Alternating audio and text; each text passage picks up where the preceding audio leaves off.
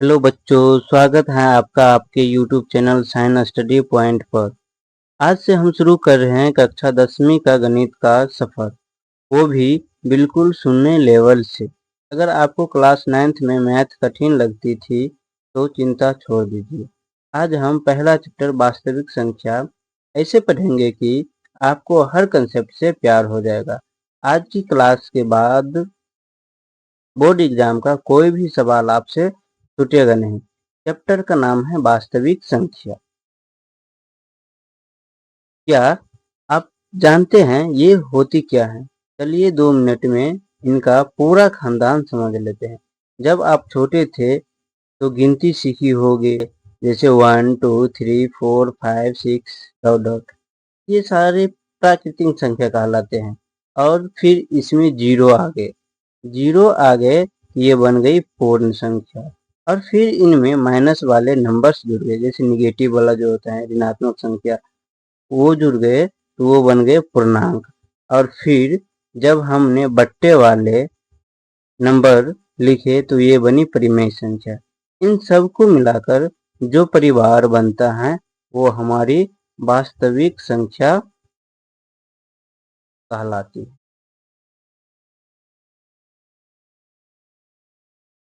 वास्तविक संख्या, वास्तविक संख्या से पहले हम जानते हैं, शुरू करते हैं अंक से। जैसे किसी संख्या को लिखने के लिए जिन मूल प्रतीकों का उपयोग किया जाता है वे अंक कहलाते हैं। आपके मन में प्रश्न होगा कि मूल प्रतीक होते क्या हैं? जैसे किसी भी संख्या को हम लिखते हैं, जैसे लिखने के लिए हमें या तो जीरो की जरूरत पड़ती है या तो 1 की जरूरत पड़ती है। 2 3 4 5 6 7 8 9, ये टोटल जो होती है ये मूल प्रतीक है। इन्हीं मूल प्रतीक से हम लोग कोई भी संख्या, कितना भी बड़ा संख्या लिखते हैं। और ये टोटल कितने होते हैं? ये टोटल 10 अंक होते हैं। 10 अंक होते हैं, टोटल 10 अंक होते हैं। इनमें सबसे बड़ी अंक जो होती है वो 9 होती है। 9 जो होती हैं, क्या होती हैं? सबसे बड़ी अंक। सबसे बड़ी अंक जो होती हैं 9 होती हैं। और सबसे छोटी अंक जो होती हैं वो 0 होती है। 0 जो होती हैं सबसे सबसे छोटी अंक। सबसे छोटी अंक जो होती हैं वो 0 होती हैं। उनके बाद है संख्या। संख्या एक या एक से अधिक अंकों के सार्थक समूह को संख्या कहते हैं, जो किसी वस्तु या मात्रा की बोध कराती है। जैसे 10 लड़का, 10 लड़का की ये 10 जो है यही क्या कहलाता है? ये संख्या होता है। जैसे हम लिखते हैं 10 kg, 10 kg, ये 10 जो होता है ये क्या कहलाते हैं? संख्या कहलाती है। यानी कि जैसे जैसे हम लिख लेते हैं 25। 25 जो बना है 2 और 5 से मिलकर के बना है। ये दोनों के दोनों क्या है? अंक है। दोनों के दोनों अंक है। और इन्हीं दोनों अंक से 25 यानी कि 25 जो बना है ये क्या कहलाते हैं? संख्या कहलाते हैं। यही क्या होती है? संख्या होती है। संख्या होती है। संख्या जो होती है ये 2 प्रकार का संख्या होती है। संख्या जो होते हैं वो 2 प्रकार के होते हैं। पहला जो होती है इनमें, एक होती है वास्तविक संख्या। वास्तविक वास्तविक संख्या। एक जो होती है काल्पनिक संख्या।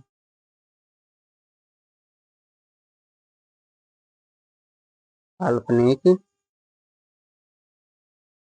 काल्पनिक संख्या। वास्तविक संख्या अब क्या होते हैं? जिसे जिसे हम संख्या रेखा संख्या रेखा पर निरूपण करते हैं या निरूपित करते हैं। तो ये वास्तविक संख्या होती है। ये वास्तविक संख्या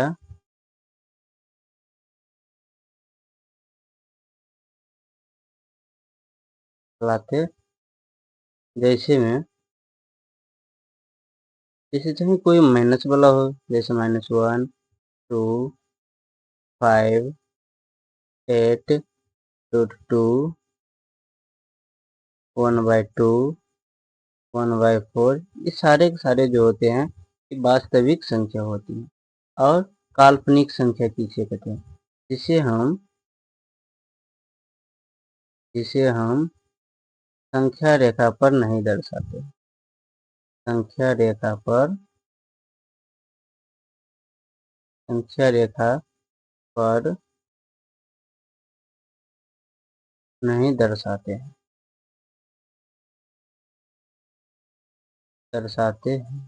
यानी कि नहीं दर्शा सकते हैं।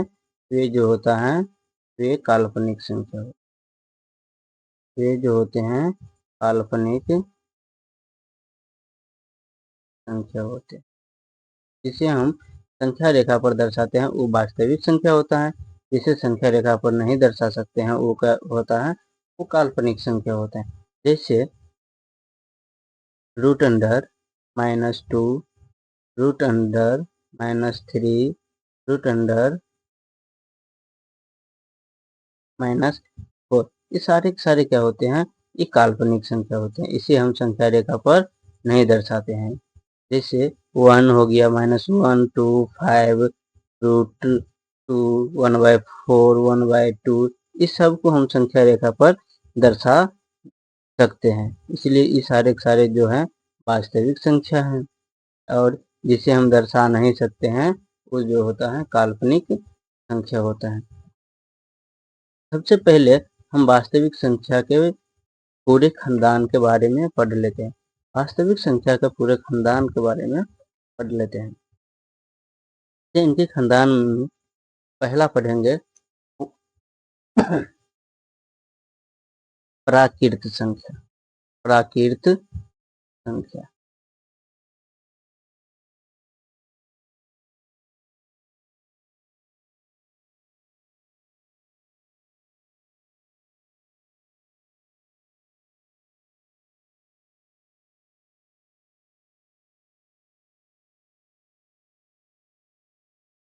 प्राकृत संख्या। दूसरा जो है पूर्ण संख्या।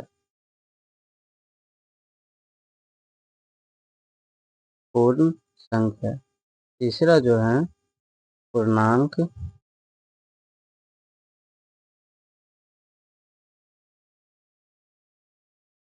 चौथा जो है सम सम संख्या।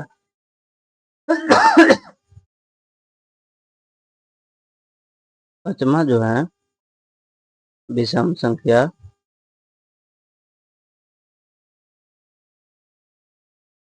विषम संख्या। अगला छठा भाज्य संख्या।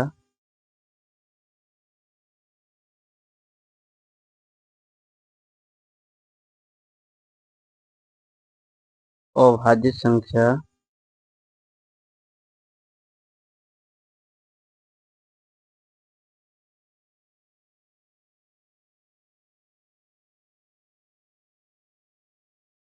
आठवां जो है अभाज्य संख्या।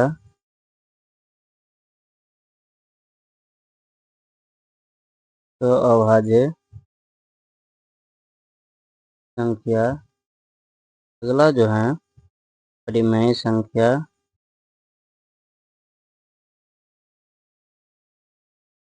परिमेय संख्या। 10वां अपरिमेय संख्या। अपरिमेय संख्या। ये सब वास्तविक संख्या के परिवार। वास्तविक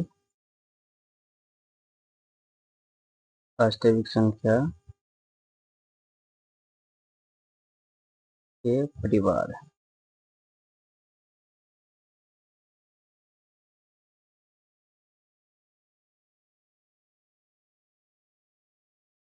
इन्हीं सब को हम बारीकी से समझ लेते हैं। जैसे पहला है प्राकृत संख्या। प्राकृत संख्या क्या होते हैं? गिनती की संख्या को प्राकृतिक संख्या कहते हैं। जैसे गिनती की संख्या जो शुरू होता है, जैसे 1 2 3 4 डॉट डॉट अनंत तक, अनंत तक, ये सारे के सारे जो होते हैं प्राकृतिक संख्या कहलाते हैं, यानी कि नेचुरल संख्या कहलाते हैं। जब आप शुरुआत किए होंगे, बच्चे में पढ़ते होंगे, यही गिनती से शुरू करते हैं होंगे, यानी कि जैसे 1 2 3 4 ये जो होती है, यही इसी को हम लोग क्या कहते हैं? प्राकृतिक संख्या। यानी कि गिनती जहाँ से शुरू होते हैं, गिनती की संख्या, उसी को हम कहते हैं प्राकृतिक संख्या। इसके बाद है पूर्ण संख्या, यानी कि होल नंबर। गिनती की संख्या के संग्रह में जब शून्य को शामिल करने से प्राप्त संख्या को क्या कहते हैं? पूर्ण संख्या। इनकी गिनती की संख्या में जब हम शून्य को मिला देते हैं, जैसे 0 1 2 3 4 5 6 7 8 9 10, ये सारे के सारे क्या हैं?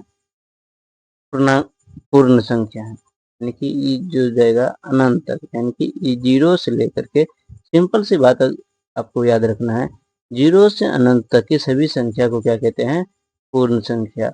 और प्राकृतिक संख्या कहते हैं 1 से लेकर के अनंत तक की सभी संख्या जो होती हैं वो प्राकृतिक संख्या होती हैं, और 0 से अनंत तक की सभी संख्या जो होती हैं वो पूर्ण संख्या कहते हैं। जब इसी में हम जब माइनस वाला को मिला देते हैं, यानी कि ऋणात्मक संख्या को शामिल कर देते हैं, ये बन जाता है पूर्णांक संख्या। जैसे 0 1 2 3, ये अनंत तक जाएगा, अनंत तक। और इधर जो हो गया -1 -2 -3 -4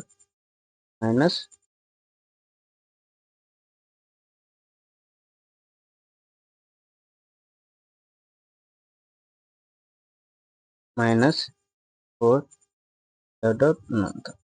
यानी ये सभी जो होता है, ये सभी पूर्णांक संख्या होती है। यानी कि पूर्ण संख्याओं और ऋणात्मक संख्याओं के समूह को पूर्णांक कहते हैं, जिसमें शून्य भी शामिल होता है। जैसे यहाँ हो गया, इधर 1 से लेकर के अनंत तक, ये सारे के सारे जो होती हैं, ये सारे के सारे जो होती हैं, ये धनात्मक होते हैं। ये सारे के सारे जो होती हैं धनात्मक पूर्णांक होती हैं। और इधर जो होता है ये 0 से इधर, ये सारे के सारे जो होती हैं सारे ऋणात्मक संख्या होती है, ऋणात्मक संख्या, यानी कि जो माइनस वाला होता है। और ये तो जानते ही हैं, शून्य जो होता है ये, इसे हम कहते हैं शून्यात्मक संख्या, शून्यात्मक। यही क्या कहलाता है? पूर्णांक संख्या कहलाता है। सिंपल सी बात याद रखना, सभी धनात्मक, सभी ऋणात्मक और शून्यात्मक संख्याओं के समूह को क्या कहते हैं? पूर्णांक संख्या कहते हैं। अगला है सम संख्या। सम संख्या क्या होते हैं? यानी कि इवन नंबर। सिंपल भाषा में याद रखना, जो 2 से विभाजित हो, जो 2 से पूरी तरह से विभाजित हो जाए। यानी कि विभाजित का मतलब जो तो होता है कि जो 2 से पूरी तरह से कट जाए। यानी कि किसी भी संख्या में हम भाग देंगे और वो पूरी तरह से 2 से कट जाए, तो वो जो कहलाएगा वो सम संख्या कहलाता है। जैसे मान लीजिए हम ले लेते हैं 124, यानी कि 124, 124 में 2 से भाग दे देंगे, 124 में 2 से भाग दे देंगे, ये पूरी तरह से कट रहा है या नहीं कट रहा है? ये पूरी तरह से कट गया, ये पूरी तरह से कट गया, तो ये 124 जो हो जाएगा इस सम संख्या हो जाएगा। इसी तरह से 2 4 6 8 10 12 14 डॉट डॉट, ये सभी जो होती हैं, ये सभी के सभी सम संख्या। यानी कि याद रखना है आपको, केवल जो 2 से पूरी तरह से विभाजित हो जाए, यानी कि जो दूरी 2 से पूरी तरह से कट जाए, यानी कि विभाजित हो जाए, वही क्या कहलाता है? सम संख्या कहलाते हैं। उसके बाद है विषम संख्या, यानी कि ओड नंबर, जो 2 से विभाजित नहीं होती है, यानी कि जो 2 से विभाजित नहीं होते हैं। जैसे मान लीजिए यहीं पर हम 125 ले लेते हैं, 125 में अगर 2 से भाग दे देंगे, 125 में 2 से भाग दे देंगे, 2 दूनी 4, यानी कि शेषफल बचता है 1। यानी कि ये 125 जो है ये पूरी तरह 2 से विभाजित नहीं है। 2 से विभाजित नहीं है तो ये क्या कौन सी संख्या कहलाएगी? ये विषम संख्या कहलाएगी। जैसे जैसे 3 ले लीजिए, 5, 7, 9, 11, 13, 15, 14, ये सभी संख्या जो होती हैं जैसे 3, 5, 7, 9, 11, 13, 15, ये सभी के सभी जो होती हैं ये विषम संख्याएं हैं। क्यों विषम संख्याएं? क्योंकि ये 2 से विभाजित नहीं होती। जैसे 3 में अगर 2 से भाग देना है, रिमाइंडर जो बचेगा शेषफल 3 1 बचेगा। और 5 में भाग देंगे 2 से तो इसमें भी शेषफल बचेगा 1। 7 में भी देंगे भाग, उसमें भी बचेगा शेषफल 1। 8, 9 में भी भाग देंगे 2 से तो उसमें भी बचेगा। यानी कि इस सब में भाग देंगे तो 2 से भाग देंगे यानी कि विभाजित करेंगे, ये पूरी तरह से विभाजित नहीं हो पाएगी। इसलिए ये कौन सी संख्या कहलाएगी? सम संख्या कहलाएगी। उसके बाद है भाज्य संख्या। भाज्य संख्या क्या होती है? यानी कि कंपोजिट नंबर। कंपोजिट नंबर यानी कि जिनके 2 से अधिक गुणनखंड होते हैं। जिनके 2 से अधिक गुणनखंड होते हैं। जैसे 2 से अधिक गुणनखंड, जैसे मान लीजिए 4 ले लेते हैं, 6 ले लेते हैं, 8 ले लेते हैं, 10, 12, 18, 15, इसको अगर फैक्टर करेंगे, गुणनखंड करेंगे, इसमें 2 से अधिक गुणनखंड हो जाएगा। एक तो ये 1 से कटेगा, फिर 2 से भी कटेगा और फिर ये 4 से कटेगा। यानी कि ये 4 जो है वो 2 से कट रहा है, 2 से भी कट रहा है और 1 से भी कट रहा है। यानी कि इनका गुणनखंड जो होता है 1 से 2 से अधिक होता है। जैसे उसी तरह से 6 ले लेते हैं। 6 का अगर गुणनखंड करेंगे तो 6 का अगर गुणनखंड करेंगे तो ये तो 1 तो होगा, 1 से भी विभाजित होगा, 2 से भी कटेगा, 3 से भी कटेगा और फिर ये 6 से भी विभाजित होगा। यानी कि इनका जो गुणनखंड हो जाएगा 4 गो। यानी कि इनका भी जो होता है 2 से अधिक गुणनखंड होता है। इसलिए ये कौन सी संख्या कहलाएगा? भाज्य संख्या। यानी कि जिनका 2 से अधिक गुणनखंड होते हैं ये क्या कहलाते हैं? भाज्य संख्या कहलाते हैं। अगला है अभाज्य संख्या। अभाज्य संख्या क्या होती है? जो केवल एक और स्वयं अपने आप से विभाजित होती है। यानी कि जो संख्या जो होती है, कोई संख्या जो एक और अपने आप से विभाजित होते हैं वही क्या कहलाते हैं?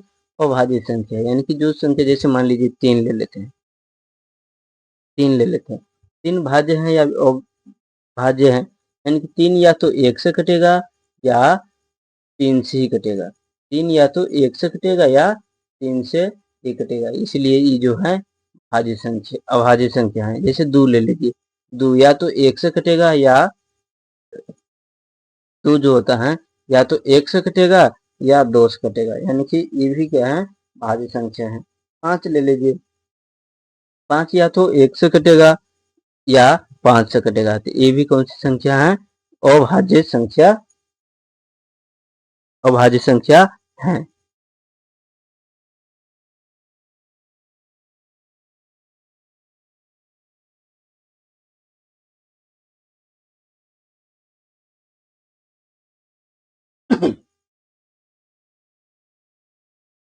सबसे छोटी अभाज्य संख्या जो होती है, सबसे छोटी अभाज्य संख्या, अभाज्य संख्या 2 होती है। यानी कि 2 एक ऐसी अभाज्य संख्या है जो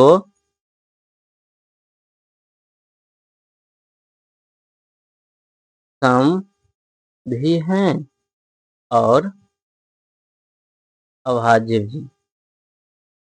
यानी कि 2 ही एकमात्र ऐसी संख्या है जो कि सम भी है और अभाज्य है। और 2 अंकों की सबसे बड़ी, 2 अंकों,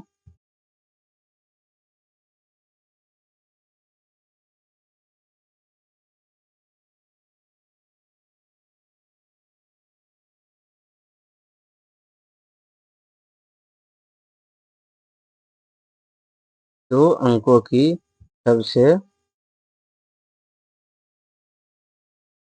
बड़ी अभाज्य संख्या, अभाज्य संख्या 2 अंकों की सबसे बड़ी अभाज्य संख्या जो हो जाएगा 97 हो जाएगा, क्योंकि 98 भी 2 से विभाजित हो जाएगा, यानी कि उसका भी एक से अधिक गुणनखंड होगा, और 99 भी 11 से भी विभाजित होगा और 33 से भी विभाजित होगा। इसीलिए 2 अंकों की सबसे बड़ी अभाज्य संख्या जो है वो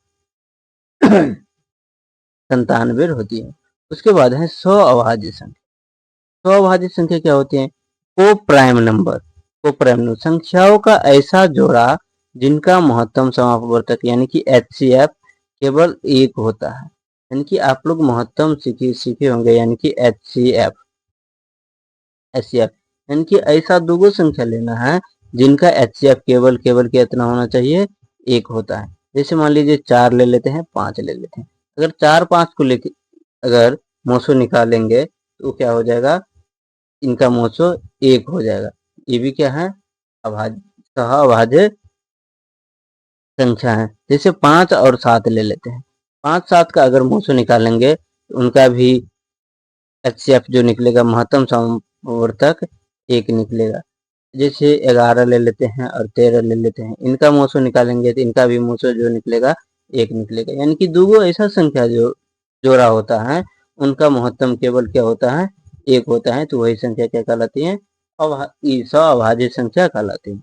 उनके बाद है परिमेय संख्या। परिमेय संख्या क्या होते हैं? जिन्हें हम P/Q यानी कि बट्टा हम लिख सकते हैं, वही क्या कहलाते हैं? परिमेय संख्या।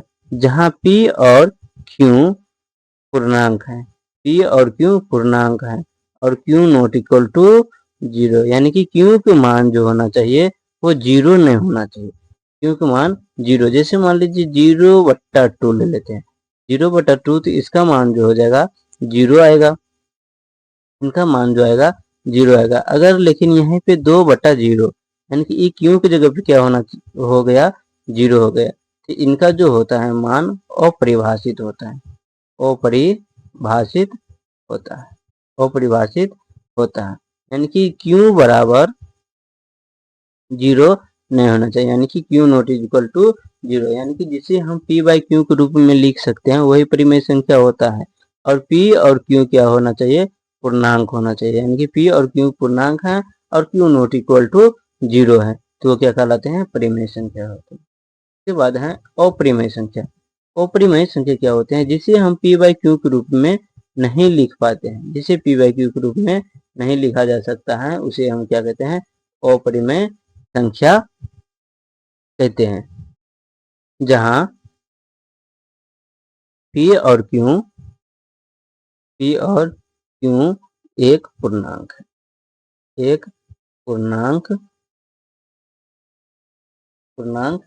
है। तो बच्चों आज के लिए बस इतना ही। ये जो था ये परिमेय वास्तविक संख्या का पूरा परिवार था। आज के लिए बस इतना ही। अगर आपको आज की यह सेशन पसंद आया हो तो वीडियो को लाइक करें और अपने दोस्तों के साथ शेयर करें, और हाँ, चैनल को सब्सक्राइब करना ना भूलें ताकि आने वाली हर वीडियो सबसे पहले आपको मिले। मिलते हैं अगली वीडियो में, तब तक के लिए मन लगाकर पढ़ाई करते रहिए। जय हिंद।